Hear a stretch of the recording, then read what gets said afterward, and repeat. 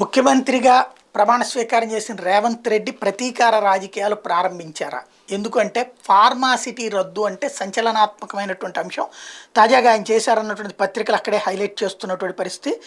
అందులో కీలకమైనటువంటి అంశం వచ్చేటప్పటికి రంగారెడ్డి జిల్లా పరిధిలో ఉన్నటువంటి ఫార్మాసిటీ ఏర్పాటు కోసం కేసీఆర్ హయాంలో అధికార యంత్రాంగం చేపట్టిన చర్యల్ని నిలిపేయమని చెప్పి ఆదేశించారని, ఫార్మాసిటీ స్థానంలో మెగా టౌన్షిప్లతో కొత్త సిటీని ఏర్పాటు చేసేందుకు రేవంత్ రెడ్డి కీలక నిర్ణయం తీసుకున్నారని చెప్తున్నారు.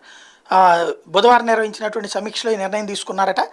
రంగారెడ్డి జిల్లా పరిధిలో ఇది పెద్ద చర్చనీయాంశమైంది. రంగారెడ్డి జిల్లా పరిధిలో దేశంలోని అతిపెద్ద ఫార్మాసిటీకి మోడీ సర్కార్ క్లియరెన్స్ ఇచ్చింది. కేసీఆర్ ప్రభుత్వం ఆ ప్లేస్లో చేసుకుంది. ఇబ్రహీంపట్నం మహేశ్వరంతో పాటు కల్వకుర్తి నియోజకవర్గ పరిధిలో ఉన్నటువంటి కర్తాల్ మండలంలో దాదాపు 19,400 ఎకరాల భూమిని సేకరించాలని గత ప్రభుత్వం తొలుత నిర్ణయించింది. ఈ మేరకు భూసేకరణ ప్రక్రియ కూడా చేపట్టింది. ఆ తర్వాత కర్తాల్ గ్రామ పరిధిలోని భూసేకరణ నిర్ణయాన్ని ఉపసంహరించుకుంది.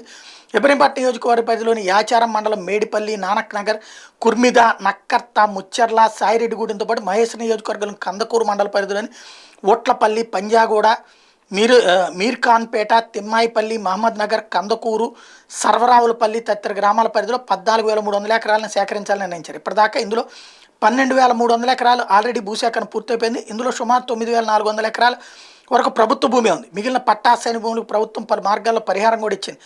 పట్టా భూములు ఇచ్చిన వాళ్ళకి ఎకరాకు 18 లక్షలతో పాటు అభివృద్ధి చెందిన 120 గజాల ప్లాట్, ఒక గుంట, ఆ ఇంట్లో ఒకళ్ళకి ఉద్యోగం ఇస్తామని కూడా హామీ ఇచ్చింది. కోర్టును ఆశ్రయించిన కొందరు రైతులకి ఎకరాకు గరిష్టంగా 26 లక్షలు కూడా వచ్చినాయి. అసైన్ భూములు కోల్పోయిన వాళ్ళకి ఎకరాకి 7.5 నుంచి 8 లక్షలు ప్రభుత్వం చెల్లించింది. వీళ్ళకి ఎకరాకు అభివృద్ధి చేసిన 120 గజాల ప్లాట్లతో పాటుగా ఇంట్లో ఒకళ్ళకు ఉద్యోగం ఇవ్వాలని నిర్ణయించింది. ఈ మేరకు నగదు పరిహారం గతంలోనే చెల్లించింది.